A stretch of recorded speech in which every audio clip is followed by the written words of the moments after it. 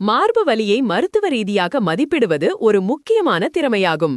ஏனெனில் நாம் உடனடியாக சாதாரணமான மற்றும் உயிருக்கு ஆபத்தான காரணங்களுக்கிடையில் வேறுபடுத்த வேண்டும். இந்த மதிப்பீட்டிற்கான ஒரு முறையான கட்டமைப்பை இந்த தொகுதி வழங்குகிறது. ஆபத்தான அறிகுறிகளை கண்டறிந்து சரியான நோயறிதல் பாதையை தொடங்குவதன் மூலம் வேறுபட்ட நோயறிதல், கவனம் செலுத்திய மதிப்பீடு மற்றும் ஆரம்ப மேலாண்மைக்கு ஒரு கட்டமைப்பை பயன்படுத்துவதே எங்கள் நோக்கமாகும். சிக்கலான நோய்க்குறியியல் காரணமாக நோயறிதல் சவால் எழுகிறது. இதயம், நுரையீரல், உணவுக்குழாய் மற்றும் பெரிய இரத்த நாளங்கள் அனைத்தும் ஒரே மார்பு தன்னாட்சி நரம்பு மண்டலங்கள் வழியாக உள்ளுறுப்பு நரம்பு பாதைகளை பகிர்ந்து கொள்கின்றன. இந்த நரம்பியல் ஒன்றுடன் ஒன்று சேர்வது இந்த உறுப்புகளில் ஏதேனும் ஒன்றிலிருந்து வரும் வலி தூண்டுதல் மார்பிலிருந்து வருவதாக உணரப்படலாம். இது ஒரு பரந்த மற்றும் பெரும்பாலும் தெளிவற்ற மருத்துவ படத்தை உருவாக்குகிறது. இந்த பகிரப்பட்ட நரம்பியல் பாதைகள் காரணமாக வலி பெரும்பாலும் உடலின் மற்ற பகுதிகளுக்கு அனுப்பப்படுகிறது. ஒரு நோயாளி தொப்புள் முதல் காது வரை எங்கும் அசௌகரியத்தை அனுபவிக்கலாம். இது நோயாளி வலியை எங்கே மிகவும் முக்கியமாக உணர்கிறார் என்பதை மட்டும் வைத்து வலியின் மூலத்தை கண்டறிவதை கடினமாக்குகிறது. எந்தவொரு மார்புவலி மதிப்பீட்டிலும் உடனடி முன்னுரிமை 5 மிக முக்கியமான உயிருக்கு ஆபத்தான நிலைமைகளை விளக்குவதாகும். இவற்றில் மாரடைப்பு போன்ற தீவிர கரோனரி நோய் குறியீடுகள், மார்பு பெருநாடி பிளவு, நுரையீரல் தக்கையடைப்பு, பதற்ற நியூமோதொராக்ஸ் மற்றும் உணவுக்குழாய் சிதைவு ஆகியவை அடங்கும். இவற்றை முறையானாக விளக்குவது ஒவ்வொரு நோயாளிக்கும் மதிப்பீட்டு செயல்முறையின் முதல் மற்றும் மிக முக்கியமான படியாகும். கவனம் செலுத்திய வரலாறு மதிப்பீட்டின் மூலக்கல்லாகும்.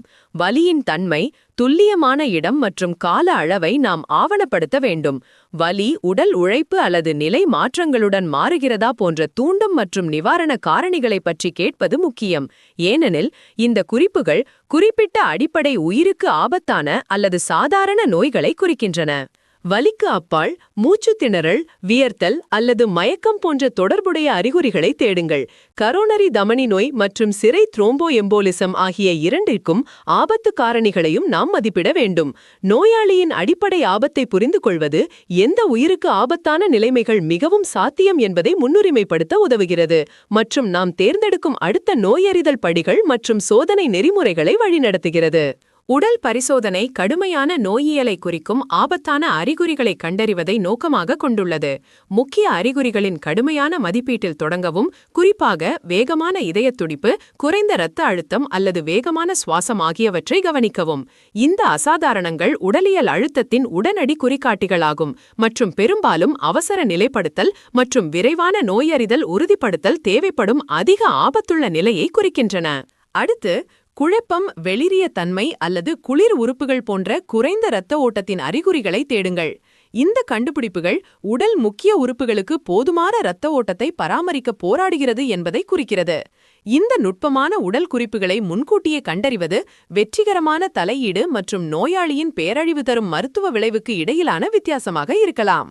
சீரற்ற சுவாச ஒலிகள் அல்லது துடிப்புகள், புதிய இதய முணுமுணுப்புகள் அல்லது குறிப்பிடத்தக்க பல்ஸ் பாரடாக்சஸ் ஆகியவற்றை கண்டறிய ஒரு இலக்கு பரிசோதனையை செய்யவும். உதாரணமாக, கைகளுக்கு இடையில் துடிப்புகளில் உள்ள வேறுபாடு பெருநாடி பிளவை குறிக்கலாம்.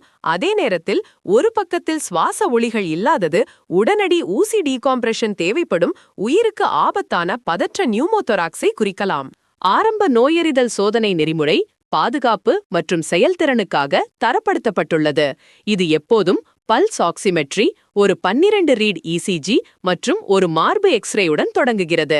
இந்த அடிப்படை மூவர் ஆக்சிஜனேற்றம், இதய தாளம் மற்றும் மொத்த மார்பு உடற்கூறியல் பற்றிய உடனடி தரவை வழங்குகிறது. இது மருத்துவருக்கு மிகவும் வெளிப்படையான மற்றும் ஆபத்தான மார்பு நோயியல்களை விரைவாக அடையாளம் காண அனுமதிக்கிறது. தீவிர கரோனரி நோய்க்குறி சந்தேகிக்கப்பட்டால் உயர் உணர்திறன் ட்ரோபோனின் தொடர்ச்சியான அளவீடு தற்போதைய பராமரிப்பு தரமாகும்.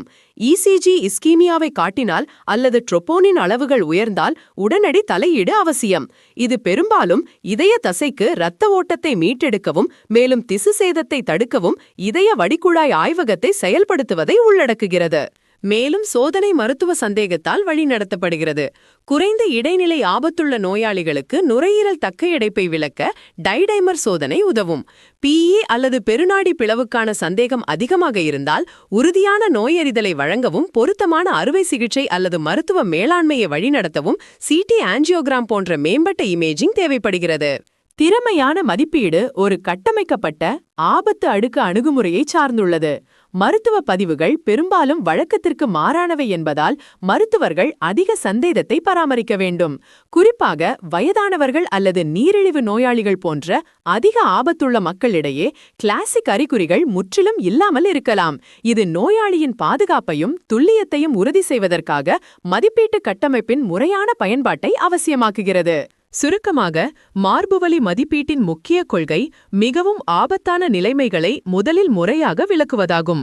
ஒரு கவனம் செலுத்திய வரலாறு, ஆபத்தான உடல் கண்டுபிடிப்புகளுக்கான தேடல் மற்றும் நோயறிதல் சோதனைகளின் தர்க்கரீதியான வரிசை ஆகியவற்றை இணைப்பது நோயாளியின் பாதுகாப்பை உறுதி செய்து பொருத்தமான சரியான நேரத்தில் தலையீட்டை வழிநடத்தும் பராமரிப்பு தரமாகும்.